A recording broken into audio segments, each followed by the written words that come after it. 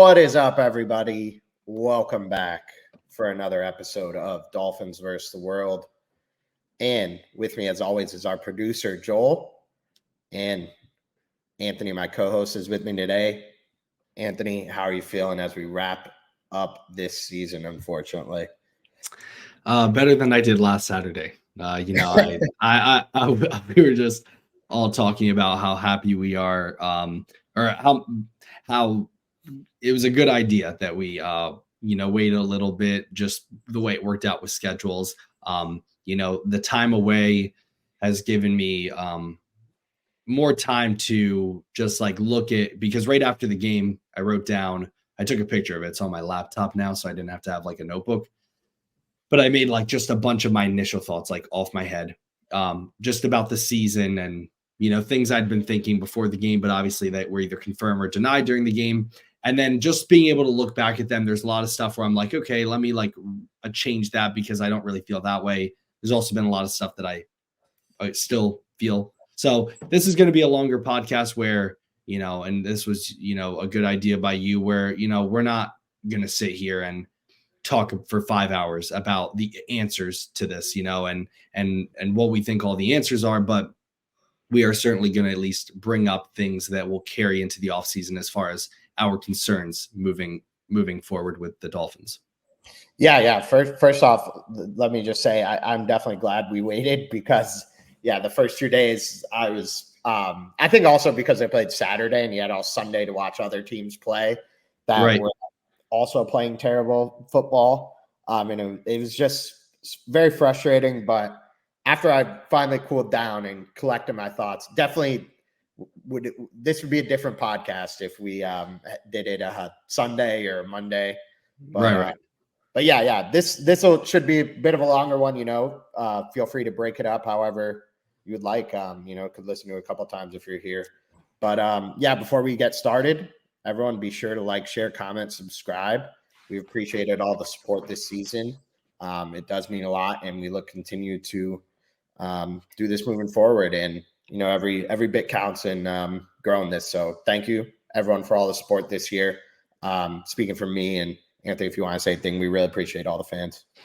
Yeah, really, appreciate it. I said this with you, I think maybe behind the scenes, but now like on actually after recording, like, we don't right now, we obviously don't have the biggest following, but I think you and I both agree that like the reason why we wanted to do this is because, there's different spaces in this like Dolphins YouTuber podcasting world. And, I think that you and I just offer good insight where it's not necessarily, we're not going to always have the inside information or breaking news, but we just wanted to come up with a podcast that people can listen to. It's an easy listen, listen to our thoughts and opinions on the Dolphins. And, hopefully this can grow. But at the same time, as someone who had recently done a podcast where I had a Fin Sports Football podcast and I created everything myself, the logo, the music, it was just me, it was a one-man show. You have to value quality over quantity at first. And, just the people out there, the support that we've gotten has been great. And, again, this is why we say it every time before each episode, like literally, if you just like the podcast, like if you're just watching the video and you're like, hey, I can't watch it today, but I'm going to save it for later and I'm just going to give them, a thumbs up. It really does help us out a lot. And, we appreciate the support that all of you guys have given us out there through the ups and the downs. So thank you very much. Yeah. Thank you again, everyone. And this will be what I was kind of thinking beforehand. We'll pose our thoughts in general of the season and like what questions we kind of have moving forward.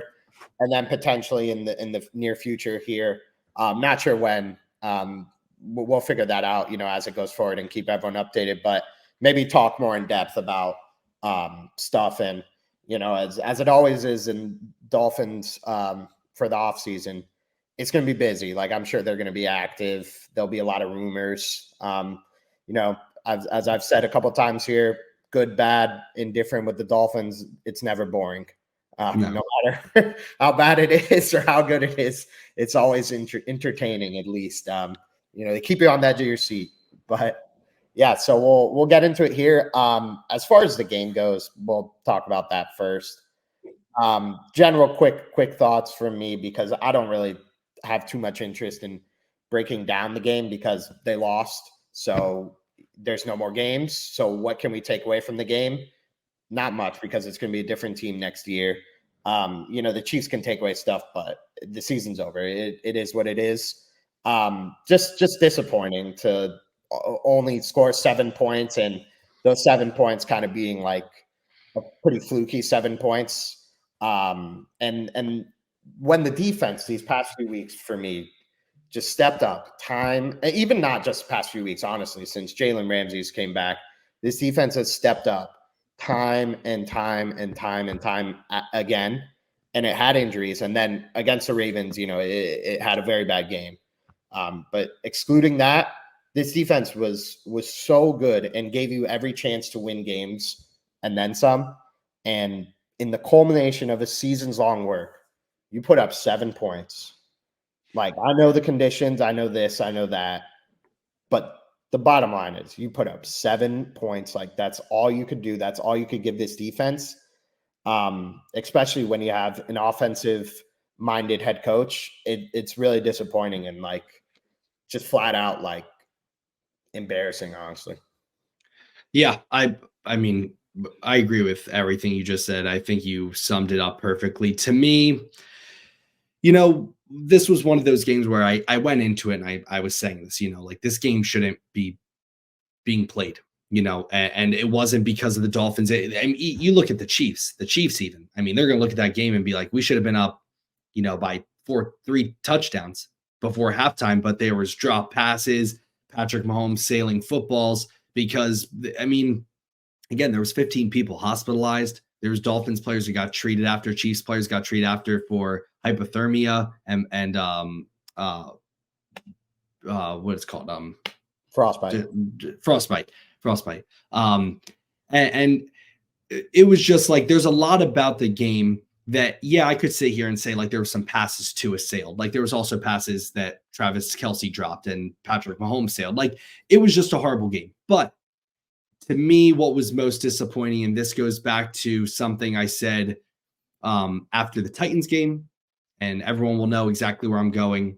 I said it before the Bills game and it didn't happen. The game plan is just, it was awful. It was an awful game plan from an offensive perspective. And I love that you had talked about the defense, because I've seen some people that I respect out there on in Discords and stuff like that saying that Vic Fangio should be fired. Look, I mean, if you expected Vic Fangio to do any more than what he did those final 2 weeks with the roster that he was given, with Bradley Chubb, Jalen Phillips, Andrew Van Ginkel, Cameron Good, Jerome Baker, Javon Holland, Xavier Howard, all out for the rest of the year, I'm not sure you will ever be pleased. And I understand, look, they got their asses whooped by the Ravens. And I'm convinced that, the Ravens, if they played any team, the Dolphins just happened to be the team that we got our asses whooped. And, but the offense to me is what's disappointing. And, you can say what you want about, Tua in the conditions and all that stuff. If your game plan was to go out there and make Tua throw the football 40 times, very disappointing. Just out of touch. It shows a lack of awareness for the game if you're Mike McDaniel. I mean, Patrick Mahomes threw the ball 41 times, and let's not put Tua in the same class as far as ability to perform in those conditions as someone like Patrick Mahomes. I mean, Patrick Mahomes had passes that were being floated and sailed, and he has the strongest arm in the NFL aside from maybe Josh Allen. And you ask Tua to go out there and your game plan is to throw the football, and it's just, to me, it's a lack of understanding of what the hell you're doing as a play caller. And that to me is what was so disappointing, is despite the fact that your defense was that injured, your offense was not. I don't think people understand. The offense had 2 people missing than what they started with at the beginning of the year. Isaiah Wynn and Connor Williams. If Connor Williams is the difference in you being able to win football games, then get rid of everyone and just keep Connor Williams. He should not be the difference between why you suck on offense all of a sudden. And to me, what was so disappointing is you have tons of people, not just us. You have people that we respect the hell out of in the community. Reason, Neil Driscoll, 3 yards per carry, Locked On, Big O, all these people saying the same exact thing. You're about to play a game in negative 30 degrees. You have a weak-armed quarterback, and you're going to go out there and you're going to run the football. I have the notes up here. How many times do we run the football? 14 times. Okay, we ran the football 14 times. I believe that the Chiefs ran the football 31 times, and their quarterback is Patrick Mahomes. So it was just very disappointing. It was watching a guy that had no idea what he was doing. He was given a Ferrari and has no idea how to drive. And that's, to me, is what was most upsetting. Is people are going to blame injuries, and I'll accept it for the defense. But the reality is, those last 2 games, your defense allowed 14 points to Josh Allen, who they look amazing right now, and 26 points, which a lot of those points was because your offense could do nothing. If you're doing better on offense, it's probably a way closer game at least. And to go out there in the most important games, whether you want to blame Tua, McDaniel, I think deserves more of the blame. But regardless, 7 points for an overhyped offense that apparently is amazing is unacceptable. And it is concerning. It's very concerning to me as a fan. Yeah. I think something you said there is kind of like just was eye-opening to me. Like Vic Fangio, these past few weeks, he got the cards he was dealt, and he changed. He started blitzing a lot more. And that's something, as we've said, and everyone knows, he is adverse to blitzing. He won't do it, just period. Like when he can rush 4 guys, he's going to do it. But he knew that his pass rush is completely depleted. He has guys coming off the couch, so he's got to blitz. You still got to get pressure on the quarterback. He changed. The Dolphins, though, like, they just refused to change on offense. They just kept doing the same thing and expecting different results like this entire season. And I trying to think back to last season, and last season it blends together after a while, but like similarly, like the offense was so hot out the gates, and like once it started hitting its stride this year, and then last year too, it stopped all of a sudden and didn't come back to like being a good offense. No. Like they just keep doing the same thing, and like the quick motion was working, and then all of a sudden it's like, well, everyone solved it, everyone's using it now.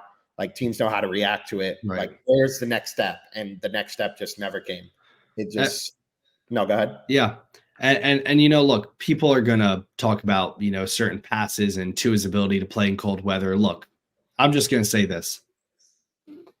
There has to be an understanding of what you need to do to win the game. Like you said with Vic Fangio, you can criticize everything all you want. We know he doesn't like to blitz, but he himself, who hates blitzing that much, changed his philosophy completely to try to give us an edge. And yeah, sure, you could say, hey, you shouldn't have blitzed so much. There were touchdowns given up. There were big plays given up.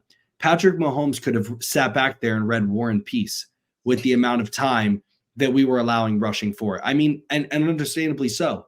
I'm not blaming the defense. It's not like I'm sitting here saying they're a bunch of scrubs. Like, you're out your top 4 outside linebackers, edge rushers, whatever you want to call them. But like, that's what I'm saying with Mike McDaniel. Like, okay, you can play in cold weather. The issue is you have to understand my roster is not built to play in cold weather. Okay. My quarterback is not built to playing in that type of, no quarterback really, but if there's going to be a quarterback, it's going to be like a Patrick Mahomes, where it's like their arm strength is so elite that even that cold is going to bring it down. It's going to be at least average to above average, but your roster is not built. And that to me is where the lack of awareness comes in and where we need to change moving forward. Do you not have an understanding that your roster is, at least the way you want to play football, is not meant to be played in these conditions? You have to change philosophically. There has to be a change. And I'm not saying all of a sudden you need to, come up with a new playbook. But again, what is our roster? Our roster is filled with a bunch of speed.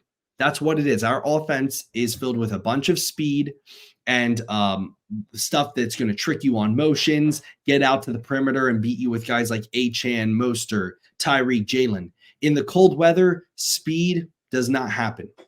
You cannot have the same game plan that you would in Miami Gardens on September 10th as you would, playing a game on January 13th. You can't have the same game plan. That to me was what was so frustrating, is you had a guy in McDaniel that went out there and said, I don't care about the elements. I don't care that we should craft a good game plan around Tua. And we'll get to Tua. I'm not trying to take away blame from him. But you had a head coach at the end of the day that just had no understanding of what the game being played was and what it needed. And I think there's a big theme, hindsight's always 2020, that you can look back at. And in the biggest moments, in the biggest games, there is a lack of awareness that a head coach needs that elevates him just above being a cool play designer. Yeah. And here's sort of a thing that this is a big picture thing, but it's kind of, this is the way in the, in NHL, you see this so often in hockey. Like there's a certain style that you have to play to win in the playoffs. You see so many teams when they're coming up, like they're young teams, they get into the playoffs, they play quick, they play fast, and then they get stomped in the playoffs by veteran teams. Like, because you just have to play like a more physical game. It's just the nature of what it is. And unless you think that every year you're going to be able to get the 1 seed, you're going to have to play an outdoor playoff game, probably in the cold weather. There's obviously, like, you could play the Texans or something, but with the way the AFC is set up, with Josh Allen and Patrick Mahomes going nowhere for many years to come, you're probably going to have to go play in Arrowhead or Buffalo if you want to, on the road to the Super Bowl eventually. Like, you're just going to have to do it, and you got to find a way to be able to play outside. Like, this team, and the other thing to me, like, I'm kind of just looking back on the season, and yeah, I think you could sort of say injuries, but I think you just put it beautifully. Like, when it came down to it, these last few weeks, Mike McDaniel showed us he's pretty much like just a really great play designer. He can design the plays, but he has no feel for the game. He has no sense of as a head coach, how to get these players ready to play. Like, I think one play that haunted a lot of Dolphins fans and will for a few more weeks until we forget is that Patrick Mahomes run where you had him, 3 guys surrounded him at the 10-yard line, and he gets all the way to the 3 because you just, like, don't hit him. Like, and I get it. It's a different NFL. They protect the quarterback, and you saw it with the roughing the passer on Christian Wilkins, which he has to be aware there, in my mind, Christian Wilkins, that they're looking to call anything. Like, you just can't do that. Like, it's not roughing the passer, and it shouldn't be called, but it's a terrible rule, and they're always going to call it because the NFL is moronic at times, and especially these refs. Like, they think that that's what we're trying to stop when we implemented the roughing the passer rule, and not when you drill a guy in the head 3 seconds after pass is actually the reason for the rule. Right. But I digress. Yeah, I mean, these last few weeks, like, it's just like, what has McDaniel really brought to the table that has put him above? And I said it a few weeks ago, and I still do give him a pass for being a new head coach and a new play caller, all those things. But if you're this guy that is so smart and can self-evaluate and has seen it in the NFL for 20 plus years, you have to be able to take a look in the mirror and say, okay, I'm clearly not ready to be able to do all these different, wear all these different hats and be the play caller and be the head coach and be the person, and not the personnel, but, make the game plan, work with the offense. And if he doesn't do that and just basically delegate some of these roles, I think, as you said a week or two ago, which now all of a sudden is everyone's talking about, is he's got to give up play calling.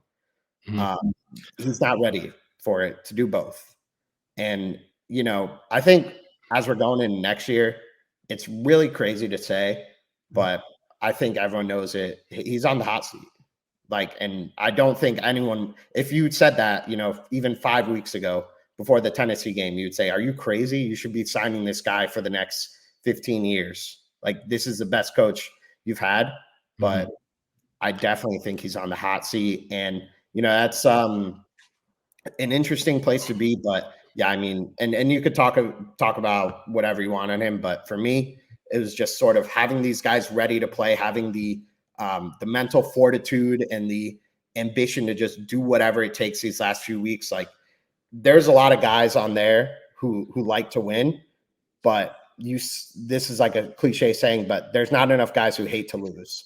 And you have to see it. Like, Patrick Mahomes hates to lose. Like, when he loses, like, he is furious.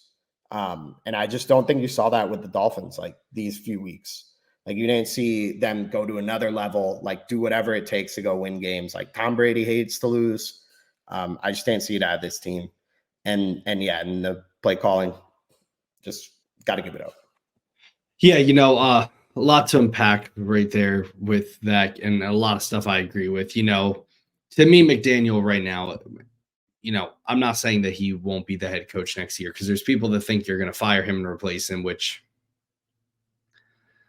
I don't even want to talk about, because it's a waste of my time. It's a waste of my time to even mention that. You can be upset, but also be reasonable and understand that he is going to be our head coach next year. Yeah, like, if the same things happen next year, how can you say that he's not on the hot seat? How can you say that if, like, put yourselves 12 months from now, if the same thing happens where it's a guy that has no idea what he's doing as far as game management, completely is just out coached. He doesn't know how to adjust. There's no adjustments in game. There's no adjustments between games. The only adjustments we've seen him make were adjustments between last year and the Chargers game, which, congratulations, it took you 7 months to be able to out coach Brandon Staley, right? Congratulations on that. McDaniel right now is just, he's not meant to be a head coach, and he'll have to prove himself to everyone, including myself, that he is meant to be a head coach, because the mismanagement, and I understand the injuries, and we're going to get to that. And that to me plays a large percentage into why our team failed the way it did this year. But McDaniel's mismanagement of what he was given has been awful, and, I just think when I look at it, I look at him and I go, I'm not sure from an outsider's view that he's willing to be the bad guy.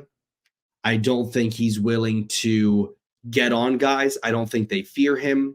I don't think there is any toughness mentally as far as a go out there and play like your job is on the line. I don't think there's any of that.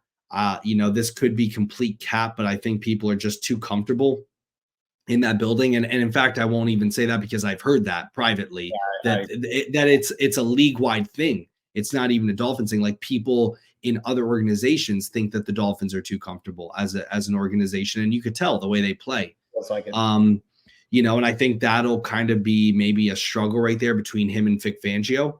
We're kind of seeing the rumblings now about Vic Fangio possibly wanting to leave, not because he'll be fired, but just because he might want to move on and go be a head coach or be a part of something where it's not this type of culture. And look, I understand you came from Brian Flores, but there has to be a balance. And, that leads me into just like the fact where I look at this team, and aside from injuries, which we'll get to, there needs to be much more balance. It was a theme word. I looked at like all of these different aspects of this team that need to be fixed. And the main thing that came to mind was balance. Okay. Like, balance in the personnel. You have to be able to play a more physical brand of football. You do. You can get mad about that and get in your feelings and say that, look, the Dolphins had the number one offense and this and that and this and that. I don't care. I don't care about that. At the end of the day, we've all seen, unfortunately, not from the Dolphins, because we haven't been that good until like lately. We've been more relevant, but teams that make it far, they're tough. They're tough-minded. They play a physical brand of football. They'll punch you in the mouth. They're able to stick with the run and win games through the running game, and not these speed sweeps and these toss plays and all this. Like, to me, speed is great. What we have, like, I love the fact that we have speed, but we are so one-dimensional, right? We have no power on our team. We have no, and that to me was really the issue when I looked at, the Kansas City game. Is you played a game in the cold conditions, and McDaniel's one option was to what? Toss plays? Okay, well, you have a bunch of fast guys and it's freezing cold. You need to be able to run in between the tackles. There's no balance there, And to me, if you're going to game plan your whole entire season off of hopefully getting the number 1 seed, you're screwed. If you're an AFC team not built to play in the cold weather, I question Chris Greer as much as I do McDaniel.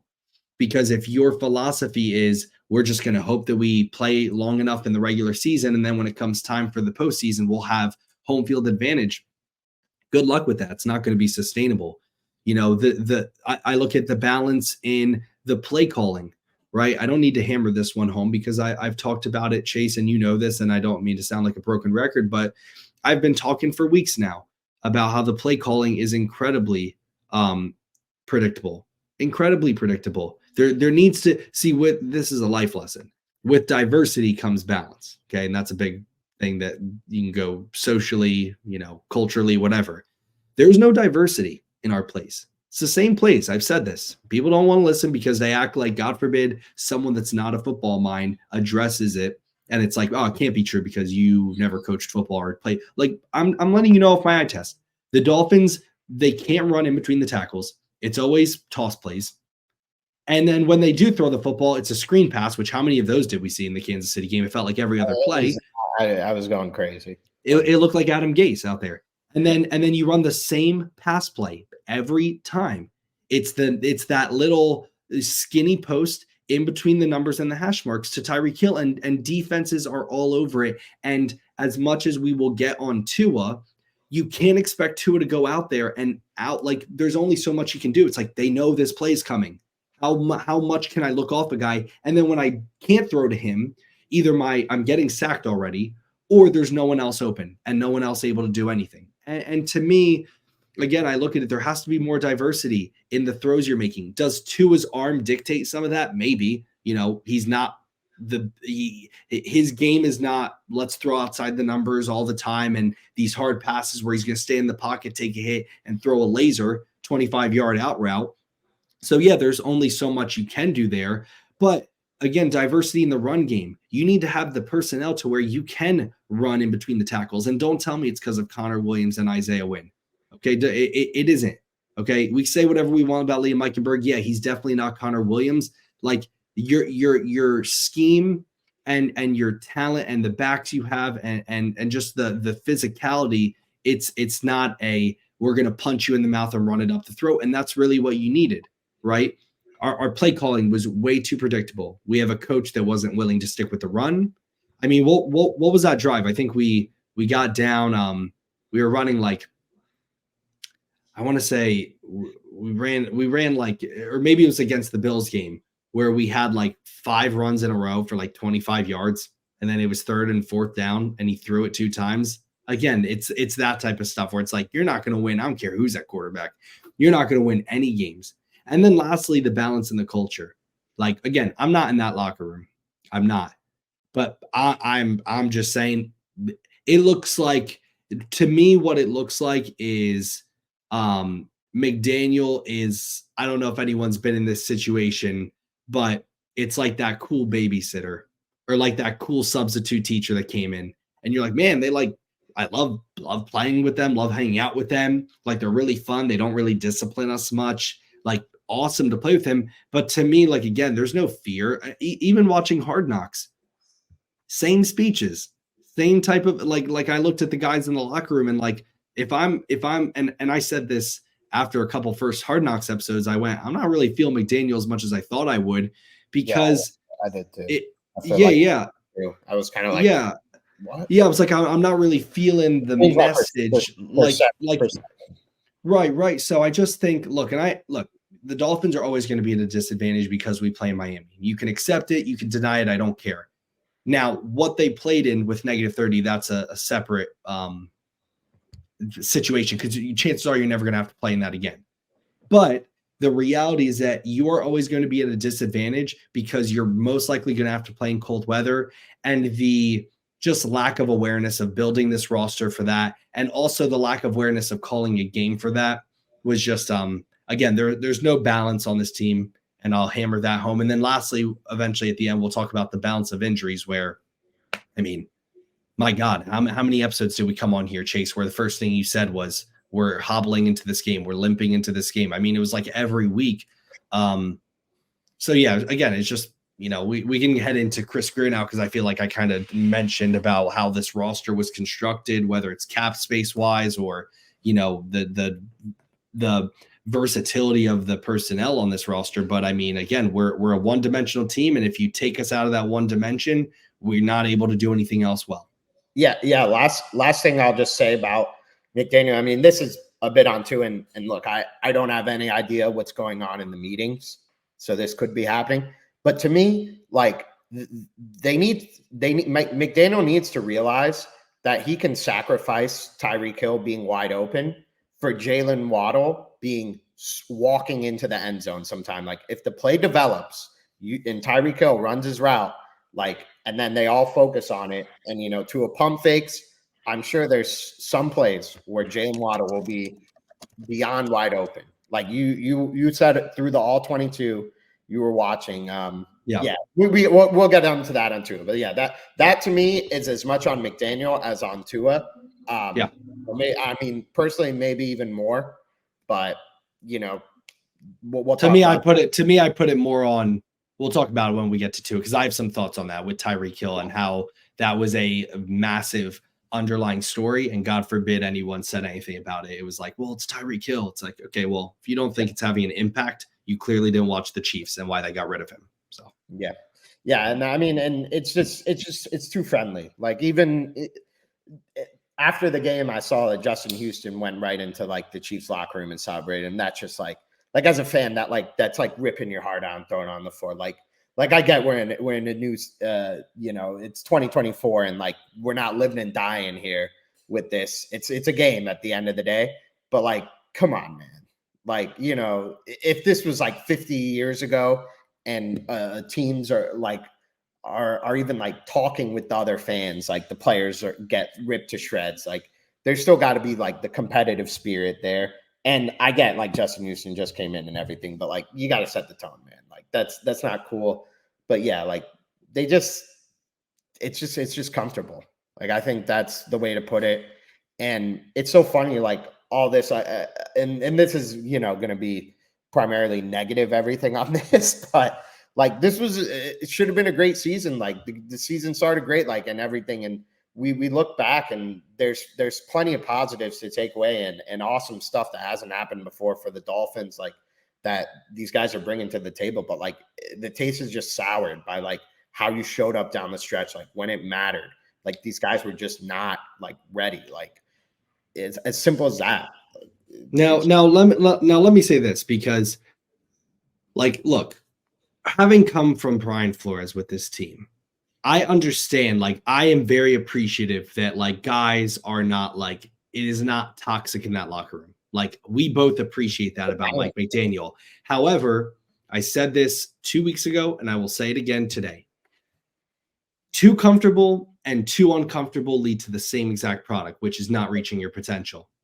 It's as simple as that. If you don't have a balance, this goes for work, this goes for relationships, this goes for, again, look at it like in your job. If it's a toxic workplace at your job, it's going to be miserable. But if it's too comfortable, you're not going to be the best employee that you can be. Sure, you need to be supported, but you also need to have a fear about your job, right? If you're in a relationship, right? If it's too toxic, it's going to be about a relationship. It's not going anywhere. But if you're not trying hard enough and, putting effort into your relationship because you feel too comfortable and you don't do stuff for your wife or your husband, like it's good. It's going to not be the best it can be. And that to me is when I look at the Dolphins, it's like, look, I'm not trying to say it needs to be toxic in the locker room. That's not what Chase and I are trying to say. What we're trying to say is if you get too comfortable, when you go against the guys who, you think John Harbaugh's locker room is super toxic? No, but I can promise you people in that locker room fear him in the best way possible. I can promise you that. Okay. So when you go against a team like that, where it is instilled in them, I have your back, I'm here for you, but you better work your ass off because I will cut you. If you go against a team like that, you're going to get your ass whooped. I don't care what the X's and O's say. I don't care about any of that. There's a philosophical mindset. I'm not trying to say that these guys aren't tough. Look, going out and playing in -30, these guys are borderline aliens. It's like they're not real human beings. How could you ever do that? But what I'm trying to say is, from a how much do I want it, I don't see a lot of that. Really, the only person I see that on the team is Jalen Ramsey, to be honest with you. And he looked satisfied, like the last few weeks, like in just when Hard Knocks side, like you could see, he just was like pissed. To me, it felt like he didn't feel like the winning culture was there, like how it was with the Rams. He's like, this is totally different. Like it's just, he knew it's not. No, work. Again, and then again, we have guys like Tyreek that said, like, I can't wait to coach, like right after the game. Like, I can't wait to start coaching football in the off season. And then he's like joking about getting jammed at the line of scrimmage. It's like this should sting until March. Yeah, this loss should sting until March. You shouldn't be joking about it. And again, we'll get to it. We'll get to it with Tyreek. And I want to save my time to mention that because I'm so sick and tired of not being able to talk about it because, Tyreek got 1,700 yards. Yeah, because they threw him the ball every play. Of course he got 1,700 yards. CeeDee Lamb got like 50 less yards than Tyreek. No one's talking about CeeDee Lamb. Okay, so let's stop acting like he achieved so much. He failed at getting 2,000 yards, and mostly he failed because it was made so much about him. Now, and again, I need to save it because again, it's not so much a Tyreek thing. It's about Tyreek. I'm not like mad at Tyreek, but I need to address. Let's stop with if you don't think that was a big issue about this offense, Tyreek trying to get 2,000, you're oblivious and you're just lying and you're just making stuff up. It was clearly an issue. I'm not blaming Tyreek. If you're mad that Tyreek's trying to get 2,000 yards, then you're mad that he's trying to be the best, but it comes at a certain cost and it comes at where enough's enough. And I don't think they handled that well. So two last things on McDaniel, and I'll just transition right into Greer unless you want to say something. But this team, to me, like they just kind of walked all over him. And that's what it felt like getting the cake and stuff. Like it's a small thing and everything. Like, and this organization does so much for these players. And I just feel like some of them, not all, but some took advantage of the situation. And like you said, around the league, it's kind of well known. That's what I've heard. I've heard, and Reason, I'm not even gonna say I've heard. Reason and Neil Driscoll do a podcast, which, again, we're all about like listen to other people, try to educate yourselves as much as possible. They do a great show called Fin Too Deep on Finside the NFL. And Neil's very has a lot of good sources inside the Ravens building. And he has said that they're like, even the Ravens, after they played the Dolphins, it's like, yeah, the Dolphins are known as like, they don't love football as much as us. I'm just letting you all know that's the perception of the Dolphins. You can laugh, you can say it's not, but I'm just letting you know. And laugh or cry. Right. You can say that's not true, but I'm letting you know from, again, there's not many people as plugged into the Ravens as Neil Driscoll. And he said he heard from a guy really high up that the perception about the Dolphins is, yeah, they don't have a love for the game. And when I say love for the game, it's not that they don't love football. They don't have a love like, I have to win, I can't lose. They don't hate to lose. Yeah, they don't hate as much as other teams. So, and then my next thing is point blank. The goals for next year, you have to, in the regular season, you're going to want to win the AFC East. That's the goal, and you're getting better for the playoffs. All regular season. I don't care about 2,000 yards. I don't care about the number one offense. Correct. Not better for the playoffs. You've made the playoffs. Forgive me, 2 years in a row or 2 years in a row. Okay, 2 years in a row. Yeah. So I'm just a mess. But yeah, 2 years in a row. It's going to be 3 next year if you make it. So when you get there, you should be ready. And the third goal is just win a playoff game. And Chase, isn't that what is upsetting about how it finished? Is you have people like you and me, understandably so, that I have to wait now. Yeah. I have to wait until the playoffs for you to prove, like, it's not like I can manage the progress of this team. It's like, no, like regular statistically, everything. It's like, there's not really, I don't know how they're going to be able to do better next year. I mean, people have said our schedule looks easy next year. I think it looks tough. That's me personally. We'll go over that on different podcasts, but like, to me, like there's not much that's going to be proven next year from Tua stayed healthy. So can't be like monitoring that.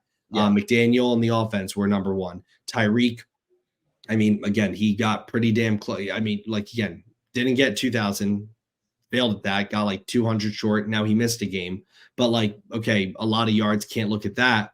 So it's like for me to look at the next season as a success, like I'm going to enjoy the regular season, but in the back of my mind, it's going to be, let's just wait. And I said this year, everyone's like playoffs or Super Bowl, Super Bowl, Super Bowl. I'm like, yo, let's just go win a playoff game. And we now have the longest playoff drought also.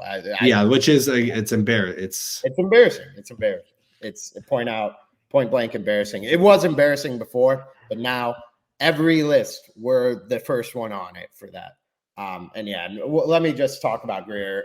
And we could, talk more, but pretty much like just this roster is poorly constructed. And I don't know if that's like necessarily 100% Chris Grier's fault, because as we've heard, and I think it's true, is he does what the coach wants. But again, you have to have a balance. You have to not blindly do what the coach wants here. Like sometimes you got to tell them no. It's like when you have a kid. Like sometimes you just got to tell them no. Like it has to change. This roster, as long as Chris Grier has probably been in the organization, has always been so poorly constructed where it's top heavy. And I guarantee you they will do this again this offseason. They will go out and they'll do a flashy signing. Last year it was Jalen Ramsey, the trade. 2 years ago, Tyreek Hill. Dating back, you've gotten in Ndamukong Suh, Brandon Marshall. I don't think they'll be able to. That might be a benefit. Yeah. I don't think they'll be able to with where we are in the cap. And the fans would completely forget and everyone would be back in optimistic. But yeah, if they can't do it, then good. Because this team does not need more top-end talent. It needs depth. It has always needed depth for years now. There's no such thing in the NFL as a fully healthy roster unless it's week one. And even then, it's probably not going to be fully healthy. Like maybe for a week, you'll get it together.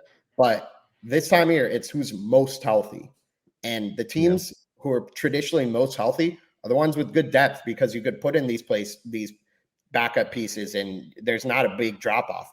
And that's never been the way with the Dolphins. Like this year has been better than others, but how many times in the past is like a starting alignment or two went out and the backup is like the worst player to ever play in the NFL. Right. And it's like impossible to do anything. To me, like I would agree with you on the depth. To me, where I look at Chris Grier and I go, I'm very disappointed, is I just look at it and I go, I don't know.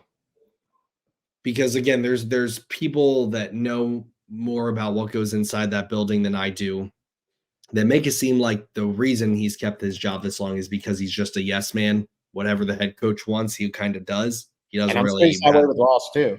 Right. But to me, like it was just, when I say poor roster construction, look, I'm just going to be honest about this. 50% of the season's blame I'm putting on injuries. And you can say I'm deflecting blame on the coach and stuff like that. Look, no depth is going to be able to recover from what we did. Now, I agree with the depth overall, because I think that overall you have to have I would rather sacrifice some top end talent for better depth, but typically that's how it's going to work. You're always going to have this much talent. It's just, does it come from a lot of top heavy and not a lot of, backups, or is it going to come from just overall like solid roster all around? And I think that's kind of like what we had with Brian Flores, where not a lot of top end talent. Certainly there were issues like schematically and stuff with the offense, but that was his philosophy. Not a lot of top end talent, but you're going to have a lot of good players. But I think that for me, the issue I have with Chris Grier and really Mike McDaniel, because it's been since he got here, is again the versatility of this team. It's so one-dimensional. And I understand, look, it's better to be elite at one thing than okay at a bunch of things.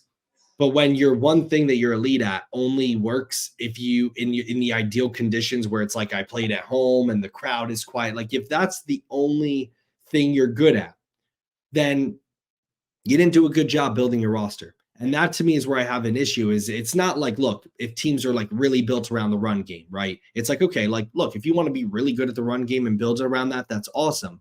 But like you're built around like speed. It's not like the pass game. Like, you're not built around the pass game. Everyone thought that you're not built around the pass game. The pass game, in fact, sucked the last like 5 weeks of the season because everyone knew exactly what you were doing. It was the same 3 plays, right? However, they're built around one style of football.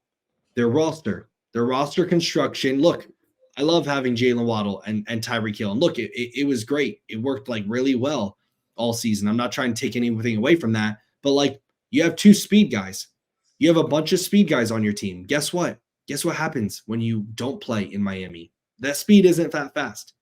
I don't know if you've ever tried to run in negative 30 degrees. I don't know if you've ever tried to run in 10 degrees. Really hard. It's really unsafe for your body too. You can't have a team that is solely built around that. It's not, because that's what I'm saying. It's not that they're one-dimensional as far as the pass or run game. It's not like they're like, oh, we're really elite at the pass game. Oh, we're really elite at the run game. No, it's that you're really elite at speed. You have no power. You have no balance on your football team. And to take that away and not blame Greer, like, you can't do that, because again, your job is to build a well-constructed roster. And I mean, again, damn, like, if you don't realize as a general manager in the AFC that you're going to have to play in cold weather games, I mean, and you don't prepare for that ahead of time, you're doing a disservice to your fans and your team and your organization. And that's one of the biggest letdowns that no one talks about, really. We all talk about the play calling and Tua and McDaniel, but it's like, how about we talk about the fact that this roster isn't designed to win? And don't give me we play in Miami, because if that's your excuse, then get out of the NFL. You're going to have to play in cold weather games. Take it from someone who lives in Arizona. I'm not going to go to Oklahoma and complain. I'm going to pack a jacket and I'm going to prepare because it's cold there. So if you're in Miami, you better prepare to play in Buffalo, especially, I can't stress this enough. And this is why it pisses me off when the Buffalo does this, vice versa, when they play Miami. You're in a division with the Bills, the Patriots, and the Jets. For the love of God, if your roster is not built to play in cold weather games, it's embarrassing. Now, again, negative 30, I'm not trying to say that, because I think that both teams sucked. If we're just being honest, like Travis Kelce, like, just his hands are frozen, right? But I'm saying, like, even the Baltimore game was cold. It was like 30, 40. And that's why last year against the Bills, I thought it was such a good job, because what did we do? It was cold weather. We ran the football, a lot of it under center, I formation, pounded the football, and then used a play action for Tua from there. But again, if your game plan and your roster is not built to win in cold weather, then you did a poor job. Yeah. And so that's all fair. Like, another thing about the playoffs, I do want to say just 2 more things about Greer, but like, I don't think there'll be a year for any team in the AFC. And I mean, frankly, in the NFL, there's probably only one good team in the NFC, that being the 49ers.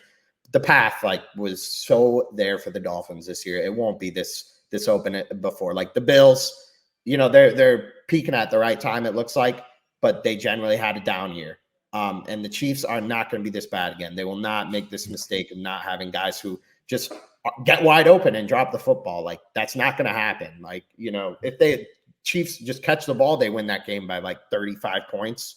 And you had your chances here. The AFC was wide open, and there's young and upcoming quarterbacks. Like, you got to really look at your place long and hard if you're the Dolphins and evaluate. And as far as Greer, but like that, to me, you got to be able to evaluate. And I worry that I don't think it'll happen, but I'll say that. But like, there's a possibility that the Dolphins organization does what the Jets are doing. They pretty much are going into business for themselves, Robert Saleh and Joe Douglas, to just keep their job for another year or 2. Like, the product is terrible and they know that, but if they could just keep their job, like, they'll say whatever they need to say, sign whoever they need to sign, get Alvin Cook and bring Alan Lazard, who is right. My job. Well, that's what worries me about, like, when I look at it, and we'll get into this, and honestly, it's up to you, but I think it's a great segue into Tua and, people talking about one thing. Sorry, but you go ahead. One more thing about Greer. No, yeah, I was just saying, like, with someone like Chris Greer, we talk all of this, but it's like, we're going to get into cap space. We're going to get into Tua's extension and how, it'll increase your cap relief. But like, that's what's so upsetting is like, and you said this beforehand, you mortgaged your future for the present. And it's like, we're saying all this stuff, but it's like, I don't, in my brain, like, it's like this roster is going to remain a lot the same. And what is different, it's not going to be like we brought in all these crazy new players. It's going to be we lost people. Jerome Baker gone. Xavier Howard's going to be gone. Brandon Jones going to be gone probably. There's going to be so many people gone on this team to where it's like, I don't see us all of a sudden becoming this much more balanced football team. The only way for us to become more balanced next year is going to be if your head coach, whether it's giving up play calling, which I think should be a very real consideration, or if it's just him calling plays more responsibly, that's the only path to being a more balanced football team. I don't see all of a sudden next year the Dolphins making massive changes to the roster because you're not going to be able to at all. Yeah. So last thing I just want to say on Greer is like what is going on with the draft? I don't have much confidence in his drafting abilities. Like, and you take out Tua. I'm not counting that in there at all. But I mean, Noah Igbenogany, like horrible. Cam Smith, like there's still a lot to be seen with Cam Smith. Obviously, that's a second round pick. Like you should not be redshirting a second round pick. I don't think that's as much as Chris Greer, but I do agree from the standpoint I brought this up that no one talks about the fact that like we talk about the depth issues. You would hope that your draft picks give you some relief, and literally we wasted a second round pick. Now, from things I've heard, that is a much more a Vic Fangio thing than a Mike McDaniel, Chris Greer thing. He's in charge of the defense. Whatever happens with the defense, that's what happens when you give a guy $4.5 million to be coach the defense. But I agree with you from a standpoint of, you would hope your second round. Like, think about what Raekwon Davis, not a great pick, and then other players like the last two drafts. The only player that has contributed for our team is Devon Achane. Yeah, that's it. Yep, the last two drafts, and if you think about that, it's like, look, as far as a drafting thing, I will sacrifice the bad drafts for the good drafts that we've had. That's just me personally, and you know how I feel about that with Chris Greer. However, again, I'm looking at the roster in general, and I just think this roster was not constructed well as far as a versatility and balance. But yeah, again, like, from a coaching stand, it's like, okay, dude, like if you're Vic Fangio, and I've loved what Vic Fangio did, but if your philosophy is I have to trust this guy to play him, then don't go draft a cornerback in the second round. We knew the label on Cam Smith coming out. He is Xavier Howard 2.0. He's going to take chances. He's physical. He's going to try to bait the quarterback. That might result in him getting burnt. He might make a play. If that's your analysis on the guy, then don't draft him. Because if your hope is, we're going to bring in a guy who's a risk taker and a risk reward guy, and we're going to hope that all of a sudden he just turns into, conservative Carl, it's like, well, then why the hell did you draft him? That's not who he is. That's not his nature. Like if Cam Smith was drafted by a Brian Flores or a Josh Boyer last year and he was our defensive coordinator, he would have played. This whole notion, like all of a sudden that like he sucks at football, like you can't be worse than Eli Apple. You can't. Yeah, exactly. Noah Igbenogany was as bad as Eli Apple. So that's what I'm saying. Like, but yeah, I agree with you on that to where no one even talks about that. I haven't seen anyone mention how from the lack of draft picks that we've had because of Stephen Ross, and then the lack of utilization of those draft picks, it's like most teams have like a 4th or a 5th round pick where it's like, hey, this guy's going to come up from wide receiver, but Azukama gone, Cam Good gone, Devon Achane was there, Channing Tindall sucks, Cam Smith you decide not to use, so it's like 2 drafts essentially just wasted. It's just frustrating. It's like, and when you build the roster the way he does, like you have to hit on these draft picks because you're paying so much at the top. These rookie contracts need to come through. And that'll be the transition I'll use just to get to Tua. Like he's still on the rookie contract. And I think that is like how the roster is constructed, how it is. And to your point, like they might not have a choice in getting another big player. Doing something flashy this offseason because like they're going to have to pay a lot of people here. Tua may be one of those. Personally, just what I will say is that I think you should, wait and see. Look, if someone calls and, I think you should be open to trade offers. Like, I don't think he's untouchable. I'll say that. It'd have to be a big trade. Like, I'm not saying, give him away for like a 3rd round pick or something. But like, I do think there's a lot of teams out there that may, think they're close. And, Tua is a no doubt top 12 quarterback. I would say on his best day, he could be like top 5. On his worst day, he could be like, 22. He's he regardless of where you want to put him, we consider he's a very good quarterback. Yeah, definitely. Yeah, he's definitely an NFL starter. And most teams, like, I think they look at what they have, and like I said, there's a lot of GMs and coaches out there who just want to keep their job, and they could justify making a move. So I think you should, see what happens. But either way, I don't think you're in the worst of spots, unless he were to hold out or something. But you could let this play out. And then if worse comes to worse and you can't agree on a number, you could franchise tag him, and then someone would have to give you multiple picks for him. So I don't think you're in like the worst of spots. You could see what you have another year here. But also, like, there is a benefit to possibly extending him now, because if you're paying him the top of the top money, like $50 million, or, everyone wants to reset the market these days, I don't think he's going to do that. But if you could get him for cheaper, that gives you plenty of option to bring in other guys. And that's a good thing. Again, I'm using an NHL example, but there's different. They have a hard salary cap there, but guys you sign guys when they're young for longer terms and pay them, more money up front. But as they age, the contract looks a lot better. And it's like, well, this guy's playing for a discount. Meanwhile, in the NFL, it's just like, just pay everyone as much as you can. Like, who cares about the cap? That's someone else's problem. I won't be here then, or that's 5 years from now. We'll be able to restructure in this. And, Stephen Ross is never afraid to write checks. So I think whatever you do, you need to consider all options and just do it carefully with Tua. As far as the season goes, before the season, we both said, and I think most people said, you want to see him stay healthy.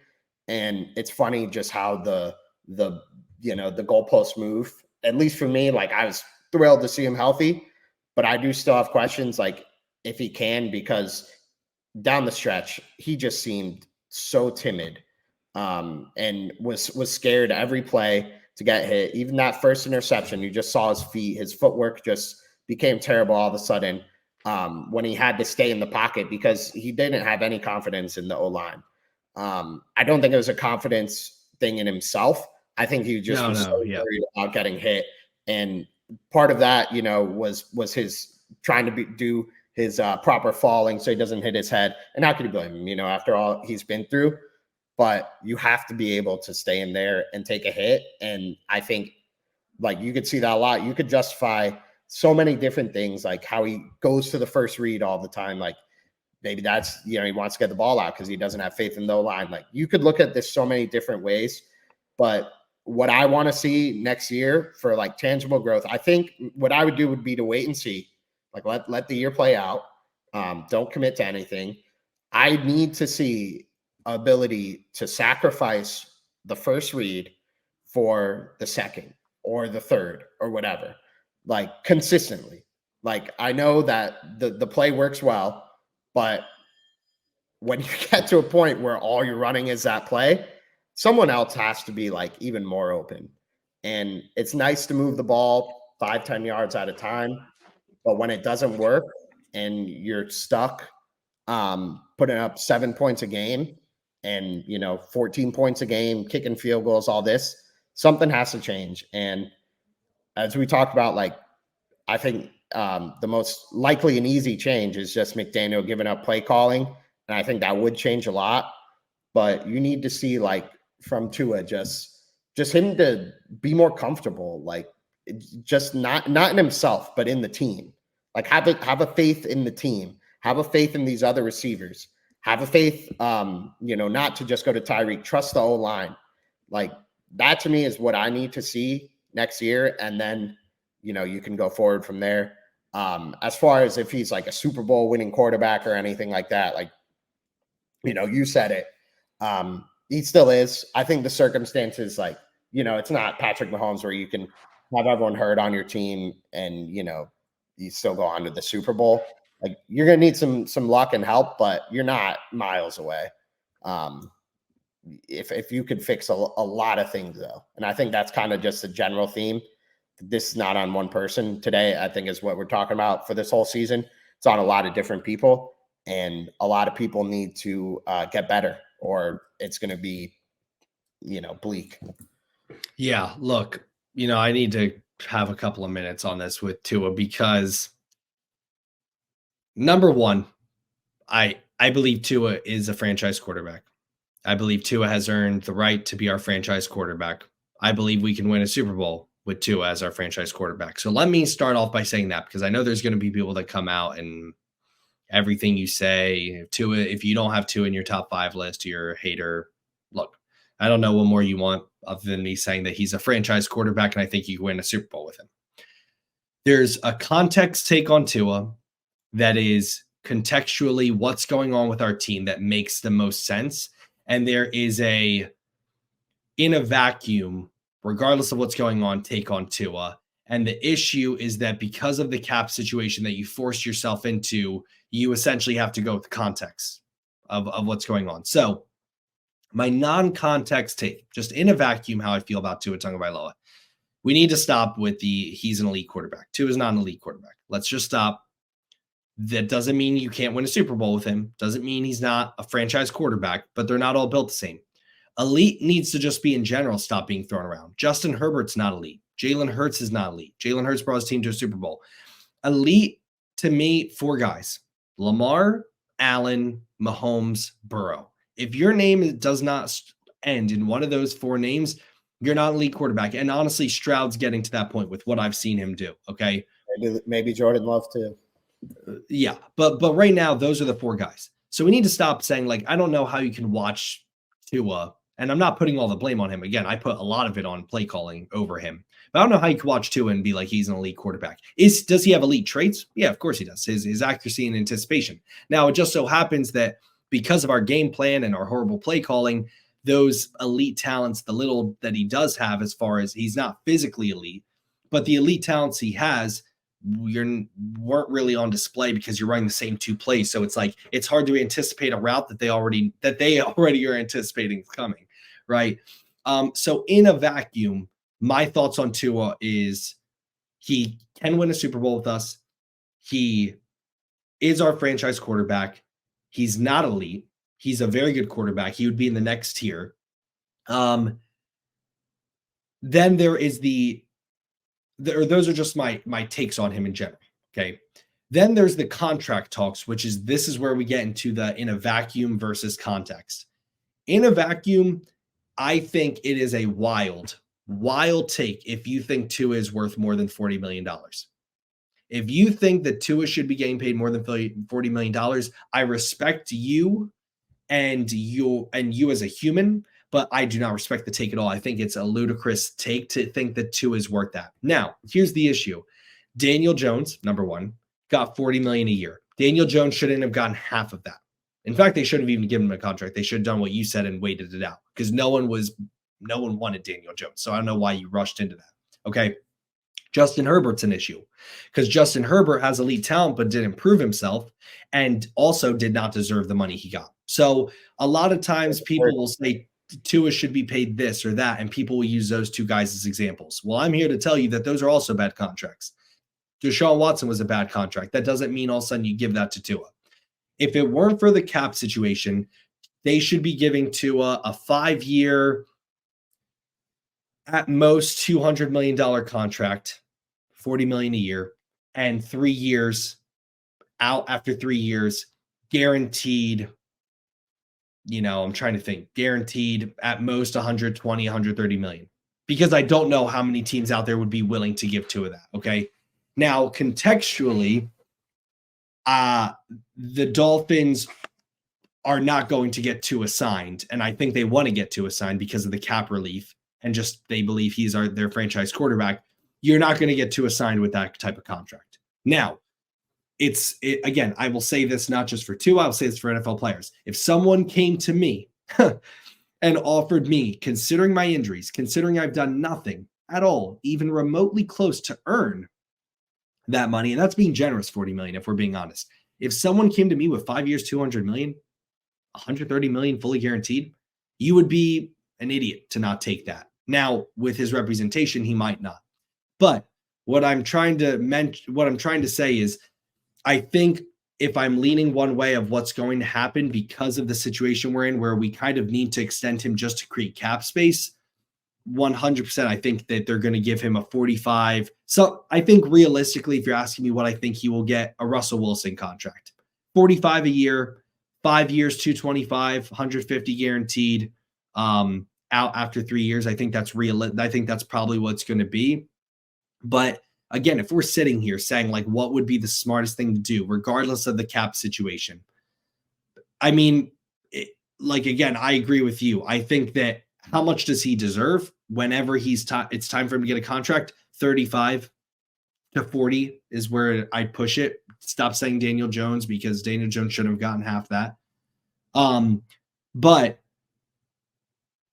I don't think that it should be done this year. And I understand the injuries. I get that. But again, I don't know how you can watch 2 of the last 3 games. And this is coming from someone, I think both you and I was this to a guy like on the planet. Like, right. We've been saying all year, show the injury, but things change. It's like, yeah, you can things change. People can't grasp that concept. You can buy an engagement ring and think, oh, things are hunky dory, but then you see your fiance kissing someone else, and then you're like, well, things change now. Okay. I have said that the only thing that was worrying me was the injury. However, I do know that in the last 3 games of the season, he had 4 touchdowns, 5 interceptions, a 66 QBR. We scored 15 points a game, and we had a minus 66 point differential. That changes my opinion on it. I'm sorry. I'm sorry if I still think we can win a Super Bowl with him, and I think that. I'm sorry if that's, if you think I'm the dumbest person on earth because I watched 2 of the last 3 games, and I'm sorry, I don't think the smartest thing to do would be, hey, let's lock up that guy for a long time. No, I think that they're going to, but the smartest business decision would say, hey, dude, man, we've done a lot for you. We've stuck by you. We have kept you this many years. Especially if you're Mike McDaniel, like, dude, I borderline am married to you. That's how much love I've shown to you. If you're worried that all of a sudden now you put him on a 5th-year option and he's going to test free agency, then you know what? In Italian, I'm not even going to say it, but if that's what you're going to do, dude, if I don't think that would be him. But yeah, if you're that worried, then you got the wrong guy, because you've done a lot for Tua. The smartest thing to do would be to be like, you know what? We're just going to kind of let it play out one more year and let him prove that he is. Because even if you think you could win a Super Bowl with him, the question comes where it's like, okay, yeah, you could give him more money to save more cap space, but how much cap space are you realistically going to create that's going to make this team that much better, right? And that's where I get into like, yeah, if you can get, I don't know what the numbers are, but I would give him, and obviously it depends on what he's willing to accept, give him the least amount that's going to help you cap space wise to create cap space, that when the cap space is through and you're having to destroy the roster anyway, you're not sitting there like, man, we just paid Jared Goff this much money, right? And now we're kind of screwed. No, you need to do, you can't, you screwed yourself over. And this is I'll cap it off. You screwed yourself over at the end of the day. You yourself screwed yourself over. You cannot make a decision on Tua because of your cap situation. You can't. I'm sorry, you can't. I don't even know like what example to use. You put yourself in this cap situation. You can't just say, hey, Tua, I know that you haven't really earned $45 million a year, but let's just give you 45 because we screwed ourselves. You're bidding on yourself, So I don't know if I'm just saying though, contextually, it's probably going to happen. But if you're asking me in a vacuum, he's not an elite quarterback. He's done nothing to prove it, just like Justin Herbert, Daniel Jones. And if in a vacuum we were sitting here and they had all the cap space in the world, and you argued that Tua is worth more than 40 million, man, I just like I don't know. One thing that's like, all your points are totally fair. Like if anyone out there is just like, mad whenever people try to talk about Tua, like, we're not all cis here. We don't deal in absolutes. Like there's a lot of nuance and to this whole thing, like that you have to be able to look at. You have to look at the context of all these situations. Like you have to. The Dolphins played at negative 30 degrees. Like that matters. Like it's not even real quick. Sorry, because I talked a long time. It's not the last game. The last game to me is almost like I forget about it. It's just in general. Like again, I didn't the last game was more on McDaniel, in my opinion. If you expect Tua to go out there and play well, throwing 39 times, you're an idiot. Okay. I'm talking about like the Buffalo game and stuff like that. But anyway, continue. Yeah, like that's something that I didn't see. This is something I didn't see anyone talking about. Like no one's kind of being like, well, that was just his first playoff game. Like most QBs kind of crumble under the bright lights in their first playoff game. Like the moment it hits them, like I'm glad no one's talking about that because like I don't think that had anything to do with it. The fact that was his first playoff game, I just think we weren't prepared. Right. But yeah, like last thing I'll kind of just say about Tua is again, you have to just. This is a pivotal moment for the next, I don't know, 5 maybe 10 years for the Dolphins. Like, and committing to Tua as well, it's like, then how can McDaniel be on the hot seat as well? Because you're going to bring this guy, you're going to commit to him long term, but yet get him a third head coach. Like that's just not smart. So I think you have to consider the state of the situation very carefully. Like you said, they put themselves in this. They made their bed. They got to lie. Like these are decisions you made a few years ago to go all in, and guess what? It didn't work, and now you have to live with the consequences. You can't just make decisions here that are short-sighted because there's a lot of scenarios where next year could go catastrophically wrong, and you could be sitting there staring another rebuild in the face. I think there's a lot of scenarios as well where that next year can go well, and it seems like we're a consistent playoff team for many years to come. But again, realistically, with everything, can you say to yourself that this is a consistent contender for years to come? Because you don't want to just be, instead of being mediocre in 8-8, you don't want to be 9-7, 10-6, getting into the playoffs and then one and done every year. That's not the goal here. We're at least for speaking on all Dolphins fans, I think that's not what we want. We want to win a Super Bowl. Everyone wants to see one. We will all take just one. I promise you. So yeah, I think you have to consider it because you don't want to make a decision now, Chris Greer and everyone, and then next year you got to fire everyone. And it's like, here's this new mess. New guys, dig us out of it. Right. Now look, this is what I want to say about the Tyreek Hill thing and how it leads to Tua. And this happens because, again, while I'm saying that about Tua, that's just like me thinking it's common sense. Like, I don't know how your eye test is telling you he's worth $45 million. Like, again, that's just me being fair to all quarterbacks. It's not just like him. Like, Justin Herbert shouldn't have gotten paid for, Justin Herbert choked in the playoffs badly and never won a big game in his life and got $52 million because he could throw the ball really far. Like, that's ludicrous to me. But let me just say this, because there are a lot of games where Tua played bad himself. Now, we use the play calling thing and stuff a little too much, in my opinion, because I don't know, man, it's been 3 play callers and 2 head coaches, and we're seeing the same issues with Tua. And it gets to a point where it's kind of like Justin. It's like, how much is it? Like, how many coaches and coordinators are we going to have to go through to realize he shrinks in big moments? I don't know how many.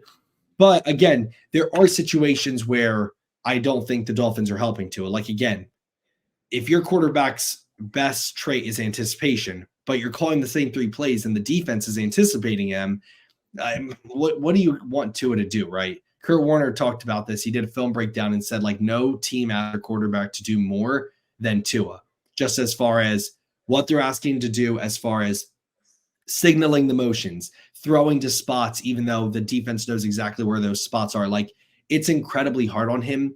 And this is where I worry about Tua, and I'm not trying to move a goalpost because this is just me wanting it for him. And we've always kind of seen this with him. It factors in with Mike McDaniel and it factors in with Tyreek Hill. Like, I need Tua to have the mindset, and it's not him.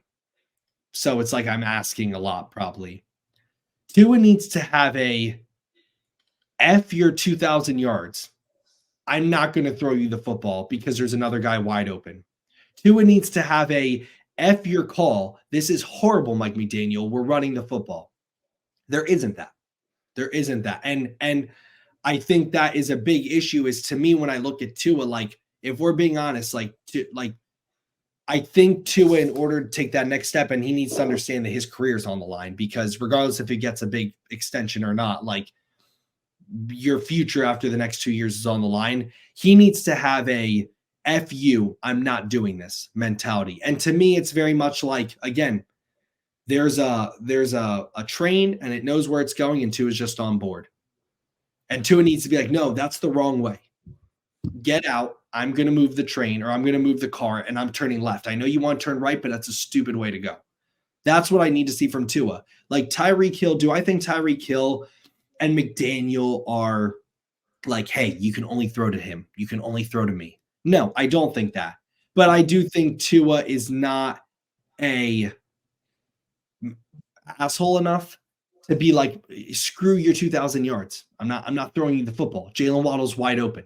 But I think there is that's what was called. That's what was drawn up, and I'm just going to do it. I'm just going to throw it.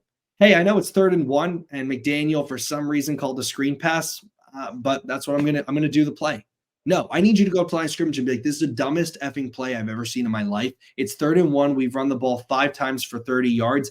I'm checking out of this, and I'm running the damn football. And if you have an issue, you know where to kiss, that's what I need from Tua.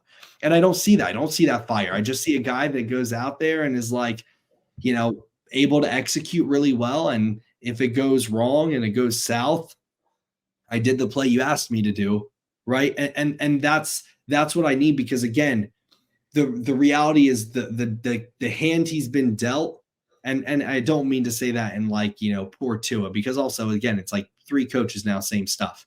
But like, at the same time, we've known this about Tua. Like there is no fire like you see in the Mahomes and the Allens and the Lamars. Like, dude, I need you to take command of this shit. You know what I mean? Like, I need you to take command of this team, of this offense. I need you to go out there and be willing to be like, I'm not throwing you the ball, Tyreek. I'm not. And if you have an issue with it, then talk to me like a man about it, and you can go sit on the bench and cry about it, right? If that's what's going on. Again, like the play calling stuff. McDaniel, they know the play's coming. They know we're going to throw it right there. I'm staring at the field right now. They know we're going to throw it between the numbers and the hash. Stop. Let's stop this. I need to see that from him. And I just, again, I think Tua is a good leader from the standpoint of Tua is the good leader when he's not the guy in charge. That's the kind of leader Tua is, because leaders come in all different shapes and forms. Same thing with McDaniel. Do I think McDaniel's a leader? Yeah, but I don't think he's a head coach leader. And that, to me, is what Tua is. Tua is the guy in the locker room that's going to rally guys. He's going to be a kind person. He knows how to communicate. But my quarterback, again, I need you to kind of be an asshole. I need you to have fire in you and be like on people's. You remember before the season when we saw Tua in the huddle, like on the screen at like the scrimmage they had, and he's like chewing on their ass. Like, I need that from Tua. And to me, I looked at the last 3 games from Tua and I saw no fire at all. Yeah.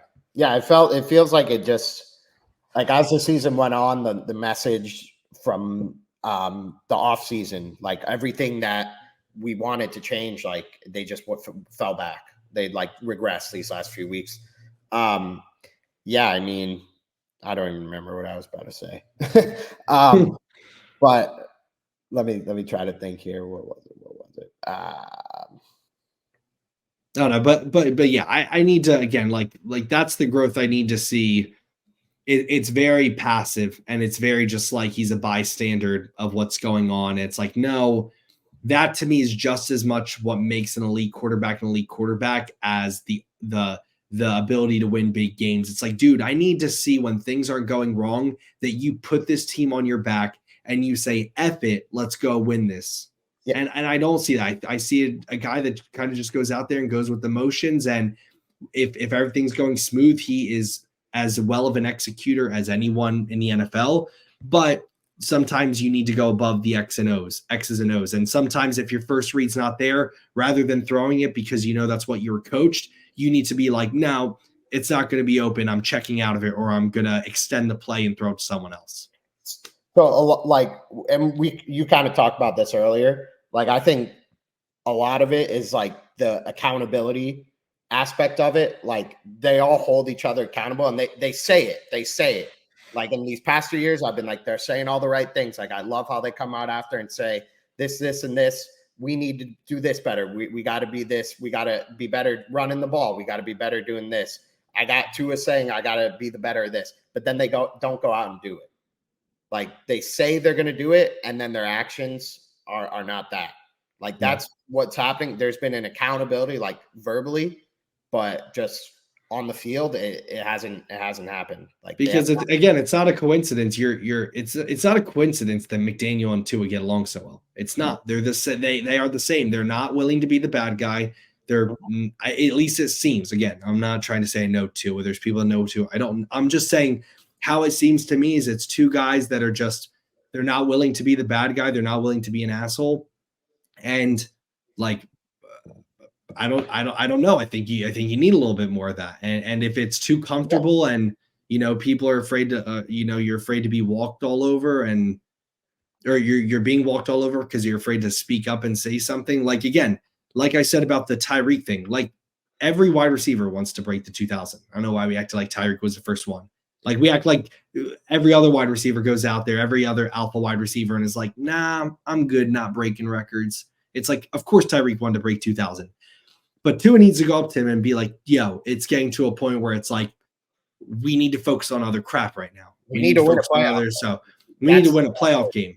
McDaniel, hey, let's like scheme other stuff. Let's get other guys involved in the pass game, right? Let's, again, check out of plays, run the damn football, right? That I need to see. And it doesn't seem like you have a guy that is,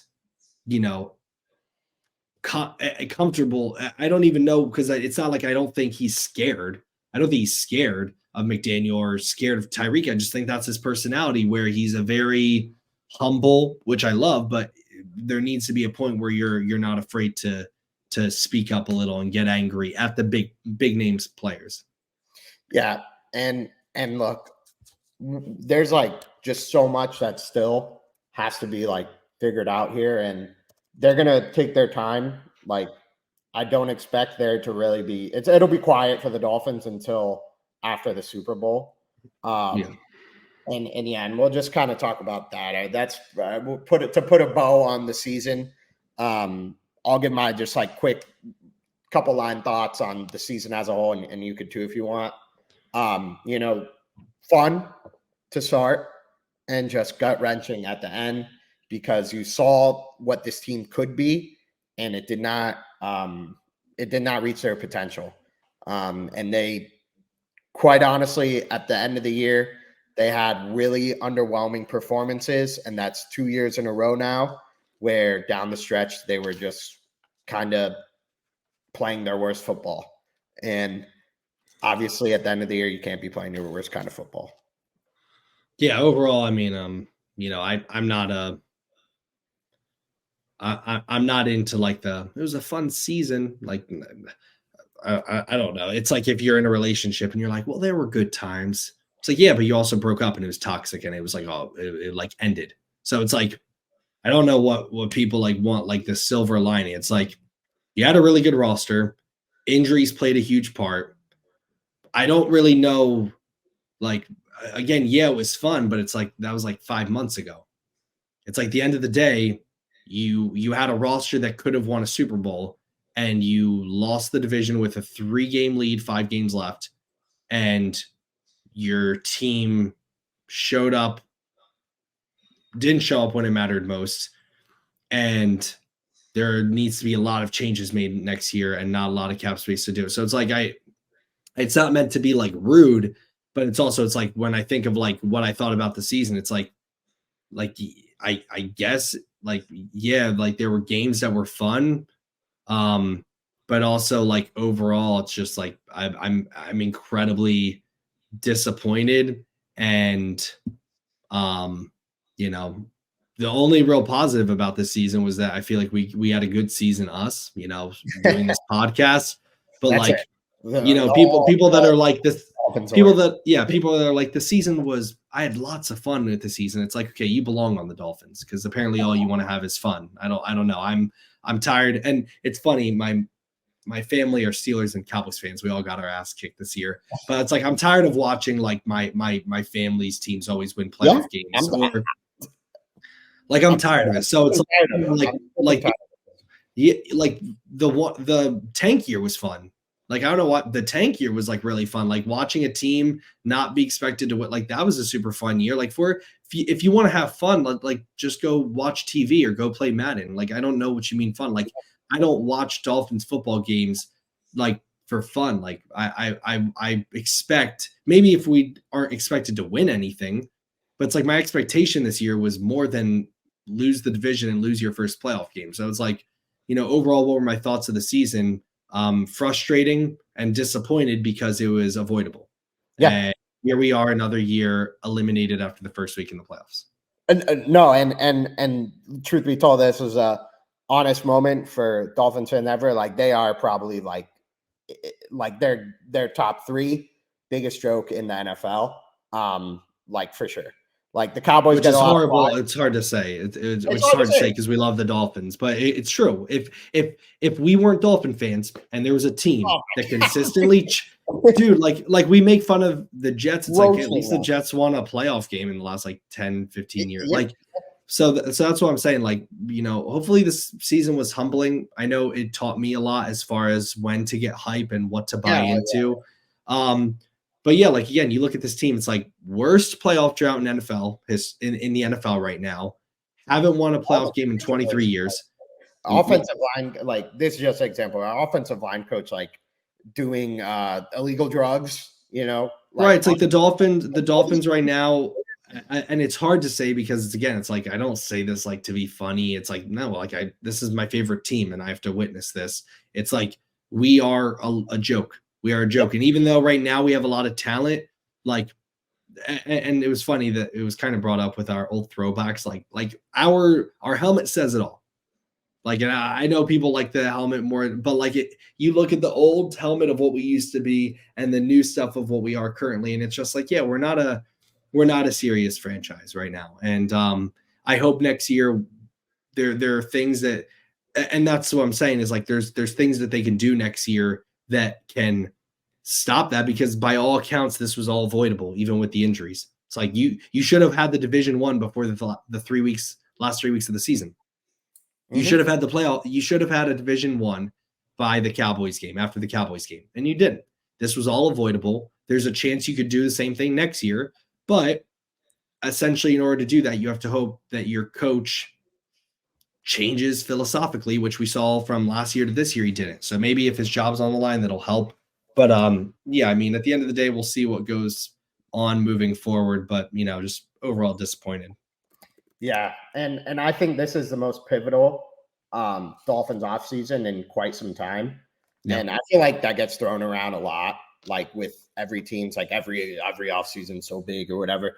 But there's a lot of decisions here that have repercussions for many years to come. And truth be told, like 2 years ago, when you basically decided to go all in for this next 2 years, the end of the rookie contract, like that was the pivotal decisions that right.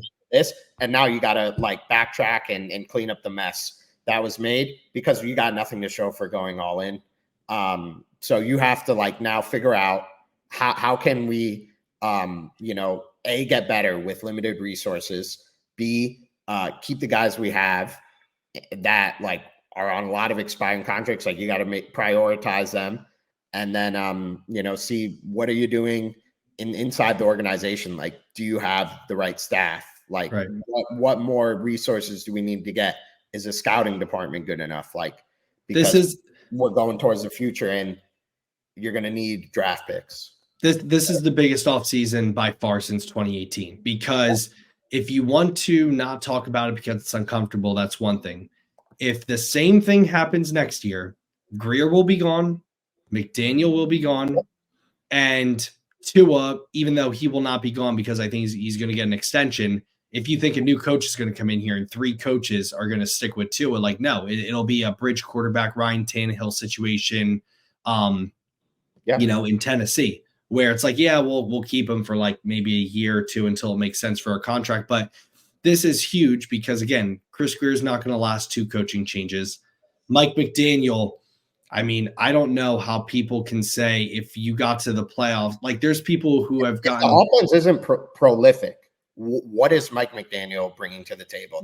To me, next year, in order for Mike McDaniel to be safe, it would be you got to the playoffs, and if you lost your first game, it was because of something crazy, but your offense all year was balanced, maybe even a home playoff game, and it was like a hard-fought game till the end. But if this happens again next year, if we don't win the division and we are one and done in the playoffs and we have a lot of the same issues on offense, like, yeah, that's the unfortunate truth is we're going to have to do a full rebuild. It's going to be like 2018 where you're eating dead cap. It's going to be one of those.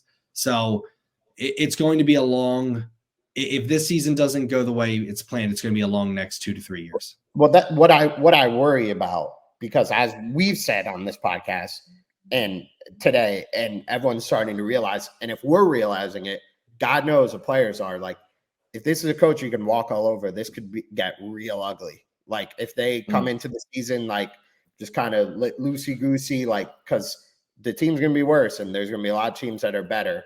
And I haven't looked at the schedule in depth or anything, but I think it's going to be harder than this year. So, it could unravel quickly, and then and that's so far away. It's tough to look at, but It was a thought in my mind. But it's just, this is a make or break year. So understand that if you're Dolphin fans going into next season, like, really, aside from Tua, who the only reason it wouldn't be a make or break year is if he gets a long-term extension. But I mean, for Chris Grier and Mike McDaniel, like, again, I don't know how you can, just because you don't want it to happen. I don't want it to happen. And kidding me, I want a coach that lasts longer than 3 years for once as a Dolphins fan. I want McDaniel to be our coach forever because I want him to be that good. But again, how can we look at what just happened and be like, nah, if next year, if this happens again, he's fine. Like, no, and I don't want it to be. If it happens again next year, I want him gone, right? I'll give him another chance. I'll give him a chance to maybe hand over play calling and in a make or break year with pressure, figure it out. But the reality is that, like, this is the NFL. And if you fail this rebuild, that's what'll happen. And he may go on to be a great coach, but it won't be here. But I mean, look, he's learning, like we said. Hopefully he can learn enough to turn it around next year. Right. But yeah, I mean, this offseason, like, you just gotta be smart, like, because you were frivolous and made all these big moves the past 2 years, and now you're suffering for it. Right. Yeah, I mean, we'll talk. We'll definitely do some draft stuff. But just the final thoughts here, and if you got anything else off season, say it. But I'm kind of looking to the next chapter. And then we'll talk about if we have any plans that we want to do moving forward with the podcast just at the very end. But for the draft, I think you should consider getting another offensive weapon in there, a receiver or a tight end. I think you just need more options offensively. Like, when we were basically having Robbie Chosen, like, was our third receiver for portions of the season, and then Cedric Wilson was uninspiring. I don't think Claypool will be back.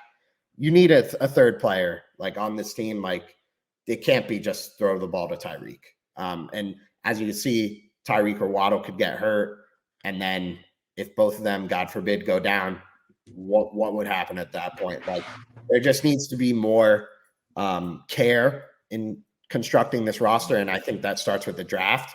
And I think that'd be taking an offensive weapon or best player available. I will never fault any team for doing that. that'd be where I'd go. Like, there's so many holes though. There's questions of if the guys who are injured on the D line will come back to start next year or even play. I mean, Nick Needham, like, I think he didn't even play one game this year, and he had Achilles injury. Like, we'll see with Phillips. I don't know if Chubb's going to be ready to start the season. Like, there's just so many moving parts here that you have to figure out. And it's not going to be easy, Yeah, I mean, well, hey, if they want to get a third wide receiver, a tight end, that's great, but you have to have a quarterback who's willing to throw to someone else, whether it's his fault or not. And you have to have an offensive mind that is willing to scheme up plays for other people other than Tyreek Hill. So, I see people that are like, man, Braxton underperformed. We need a tight end. It's like, for what? For us to scheme up the same plays to Tyreek Hill? Like, what people don't want to hear is the sad truth is the stats will tell you that this was better than last year. The reality was our offense was better last year than it was this year. The only thing that was worse about last year was Tua's injuries. That's it. There's no difference. You want to know why we had such high offensive numbers? Was really because of that 70-point game.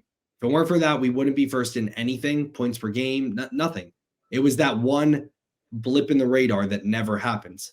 But other than that, it's like last year was a much more balanced approach. Like, it's because, Raheem had a lot of touchdowns. Like, do people realize Raheem had we had 4 touchdowns, I believe, that game running the football. I believe, like, he had 2, and then Devon Achane had like 4. He had 1 receiving. I think he had 2 rushing, 1 receiving. Yeah. So like a lot of stats were overblown from there, but this offense regressed. Even Tua regressed, if we're just being honest. And I don't think that's on him. But if we look at this scheme and everything, like, look at Tua's numbers. Like Tua, we act like had this incredible season because he led the NFL in passing. Like, so did Sam Howell at one point, right? You look at his touchdown to interception ratio, and like, he regressed this year. So it's going to be important to see what happens for next year. And it's going to be important that we become a much more balanced football team, because a lot of people's jobs will be on the line because of it. So we'll see. Anyway, that's all I have. I'm getting sick to my stomach talking about it. So. Yeah. We'll close up shop here. I mean, I'm sure if we get started on any other topic, we could go for a while. But yeah, so what we were just kind of thinking, looking forward here, is we'll take a break for a bit. I don't know till when. Again, we'll keep everyone updated, but we'll probably do some more in-depth episodes on like sort of the topics we discussed, like maybe a McDaniel centric episode, Tua-centric episode. Right. And then then it's off season. We'll have plenty to talk about. Again, I'm sure there'll be a lot of guys resigning, the draft. Plenty more to come. Yeah. Anything else? Before we wrap up here? We'll see next time. I don't know when it'll be. Probably take a couple of weeks off though. Yeah. And that'll do it here for season 1 of us at Dolphins versus the World. Final thing, can't wrap up saying fins up anymore. No longer our motto. That was a great way to just end everything. It's the icing on the cake right there. I hope it's something. It's going to be like Speed Kills. It'll be the next one. And we'll swear to God, if it is. No, it needs to be like, I saw someone say like "We the Sea." No, God, no. I don't know. No offense to that person. That just sounds like seaweed backwards. I was like, no. Jeez. Yeah. Anyway, that's all I got. But yeah, we'll wait and see. It's going to be exciting off season. As we see, we've got a lot of stuff here yet to come. If you have made it this far, you got to at least click the like button and share and comment at this point. Yeah. We appreciate everyone. Thanks guys. This was an awesome season. Yeah. Thank you, Joel. Thank you, Anthony. It was a lot of fun. Didn't end the way we were hoping, but on to next year. Yep. On to next year.